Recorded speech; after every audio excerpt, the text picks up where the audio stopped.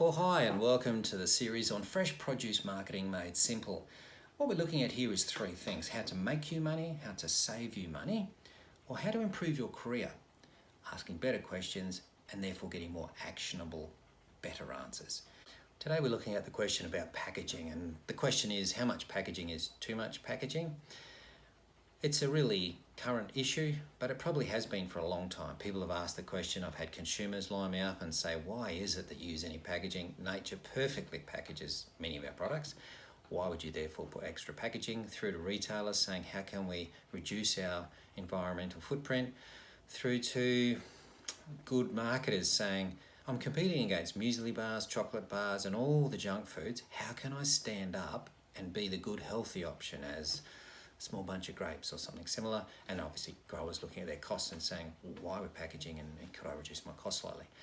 So when we look at this question here, we actually sit with clients and probably break it down. We break it down and we say, hang on, there's two major pillars that we're going to ask questions about differently.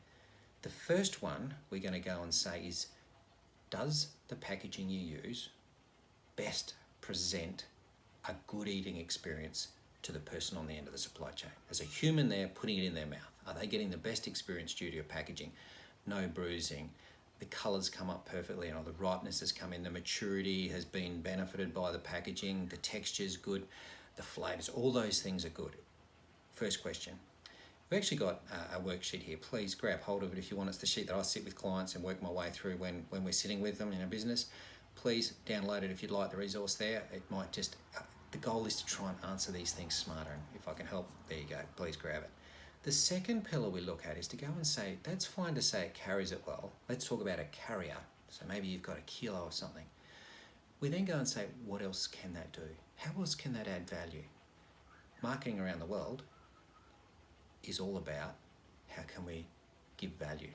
So people aren't there saying, how's the cheapest option for me to buy here? They're saying, what's the best value for a certain amount of money?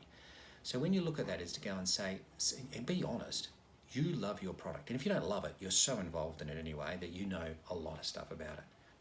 Someone in a shop doesn't. They're walking through, they've got money to spend. Have you done everything you possibly can to engage them, to tell them what it is, how it tastes, how to use it, how to store it, how other people are using it, how to prepare it, what to do with the leftover bits? Do they go in the fridge or do they not?